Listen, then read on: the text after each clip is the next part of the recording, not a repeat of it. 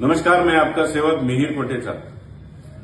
या वर्षी मी मुरुंडकरांना वचन दिलं होतं की 31 डिसेंबर 2025च्या आधी मुरुंड पूर्वेचा पेट्रोल पंपाचा जो प्रश्न आहे ते मी सोडवणार।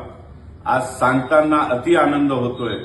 गेल्या 40 वर्षापासून मुरुंड पूर्वेमध्ये पेट्रोल पंपची आपली जी मागणी होती त्याला मान्यता भेटलेली आहे।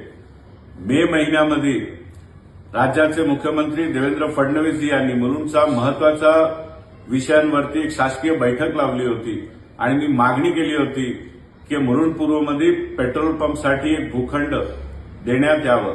त्यांनी महसूल विभागाला सूचन केलं होतं आणि आता 2 दिवसाआधीच राज्याचे महसूल मंत्री चंद्रशेखर बावनकुळेजी यांनी आपल्या मुरुंड पूर्वेतील फायर ब्रिगेडला लागून 4000 स्क्वेअर मीटरचा एक शासकीय भूखंड याला पेट्रोल पंपसाठी प्रस्तावित केलाय, अर्थात अलॉट करण्यात आलेला आहे।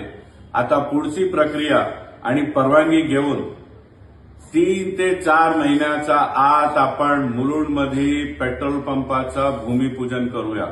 आपल्या सर्वांना खूप खूप शुभेच्छा। जय हिंद, जय महाराष्ट्र।